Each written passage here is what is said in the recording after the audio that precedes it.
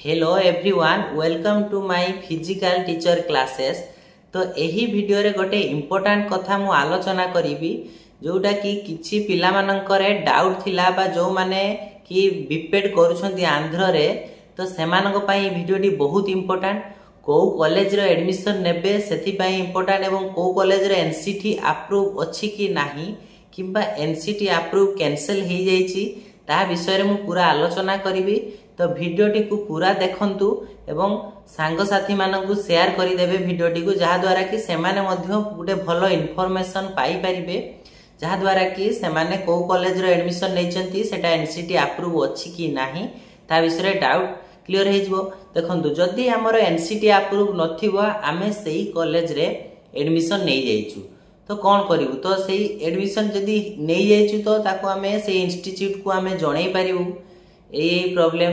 किंबा जदी NCT approve हेई नथिबो आमे एडमिशन भी हेइनु तो सेही कॉलेज जते आम इंस्टीट्यूशन जो जहा थ्रो रे आमे सब एडमिशन नबु, जदी हमकु सेथिरे हमकु कहिबे कि एई एडमिशन करंतु एई इंस्टीट्यूट रे, तो आमे सेठी मना करिवु। तेनु एई जिंसटी जानिथिबा दरकार कि को इंस्टीट्यूट रे होची एनसीटी अप्रूव अछि बा को यूनिवर्सिटी अंडर जो रहिछि कॉलेज तार एनसीटी अप्रूव अछि कि नाही। तो यही वीडियो माध्यम गोटे लिस्ट देवी, से लिस्ट रे जो बीपेड करूचंती बा बीपेड करिया पई चाहुचंती जो माने कि 2025-27 बैच जो माने चाहुचंती तो सेमानक पई बहुत हेल्पफुल हबो।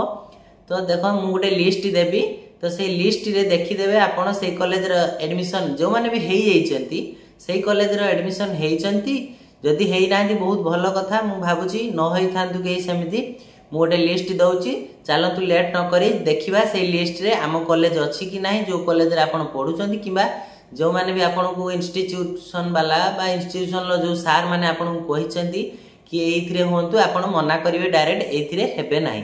सो चलंतु सेही कॉलेज गुडा देखिबा।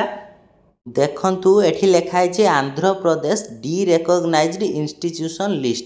तो यहाँ गोटे लिस्ट आसो, मु प्रथम सिलेक्ट करी कौन बैचलर ऑफ फिजिकल एजुकेशन। देखो ऊपर लिखाई bachelor of physical education BPEd degree college. तो सिलेक्शन कर सारा पर मु सर्च बटन रे सर्च कली। देखंतु आपण मानकर प्रथम कॉलेज किए आसीगला आदित्य कॉलेज, जोटा कि सर्च मार सारा पर Aditya college of physical education आसिला। तो यही कॉलेजटा भी डी रिकॉग्नाइज हो जाइए। तो केते मसिया रे ये होची एनसीटी को परमिशन देइथिला बा एनसीटी अप्रूव करिथिला। तो सेटा भी आमे जदी से जो पीडीएफ रही ये जो पीडीएफ ऑप्शन अच्छी, तो से पीडीएफ रे क्लिक करिक मध्य आमे देखि पारिबु जोटा कि आपणकर केउ मसिया रे एनसीटी ताको अप्रूव करथिला, अप्रूव करिकी एई मसिया रे तांको सब एडमिशन पिला माननकु दउथिला। तो देखंतु से मसियाटी देखंतु केते जोटा कि 19/5/2015 देखो यहाँ 19/5/2015 रे तांको माने एनसीटी अप्रूव करथिला एई कॉलेज टी को, जहा द्वारा कि पिला माने एठी एडमिशन हेकी सर्टिफिकेट पाइला परे मध्य ओडिसा रे आसी कि जॉब करि पारिबे। किंतु पर मुहूर्त रे एई कॉलेज को से डी रिकॉग्नाइज करि देइची बा परमिशन ऑर्डर एटा रिकॉग्नाइजेशन ल थिला हे मसियर, किंतु एबे डी रिकॉग्नाइज करि देइची, ए परमिशन नाही। तो चलते देखिए पूर्वटा कौन अच्छी पर गला एक नंबर कॉलेज गला। तो 2 नंबर देखु रही DNR college of physical education. तो ये डीएनआर ये जो DNR college of physical education अच्छी ये भी डी रिकॉग्नाइजेशन हो जाइए वर्तमान सुधा। तो कौ मसीह थिला आमे जदि से पीडीएफ को क्लिक करिवा देखि परिया, किंतु आवश्यक नाही हमर, कारण आमे जानि जे ये तो डी रिकॉग्नाइज कॉलेज एटा। तो तापरे देखंतु एटा 2 नंबर गला। 3 नंबर अच्छी DRK Reddy college of physical education, जोटा कि यही कॉलेजटा भी चली जाइए, जोटा कि तार देखंतु गुलापल्ली एटा होची रही तार एटा गोदावरी डिस्ट्रिक्ट रे, ईस्ट गोदावरी डिस्ट्रिक्ट रे।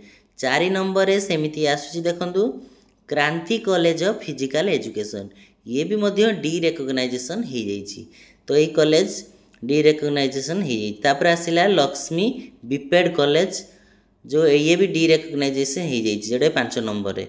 6 नंबर रे देखंतु 6 नंबर रे आपणकर श्री विद्या अरण्य बीपेड कॉलेज, ये मध्य आपणकर डी रिकॉग्नाइजेशन हो जाइए।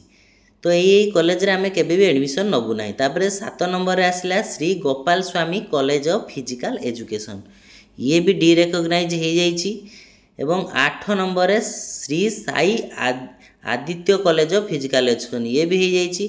9 नंबर जोटा कि last college 9 number Vijay Sharada college of physical education ये मध्य हो जाइए डी रेकग्नाइजेशन। आपको ही मध्य आमे जदि पीडीएफ रे क्लिक करिवु तो केबे हेइथिला आमे जानि परिवु। तो देखो पीडीएफ रे क्लिक कलु केबे को मसिया से एनसीटी अप्रूव करथिला को तामाने 2/5/2017 मसिया रे बीपेड कोर्स पई एनसीटी अप्रूव करथिला।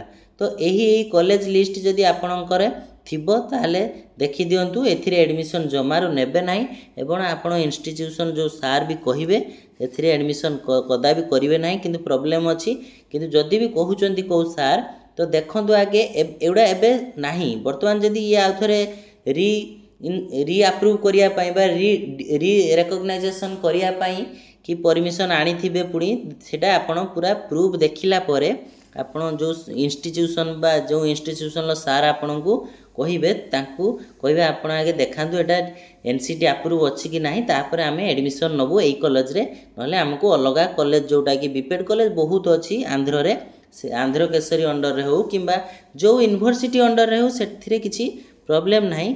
किंतु आपण माने एनसीटी अप्रूव थिबा कॉलेज रे आपण एडमिशन नेले भलो हेबो कारण सेथिरे ही आपण एडमिशन नेले आपण ओडिसा रे आसी कि जॉब पई एलिजिबल हेई परिबे।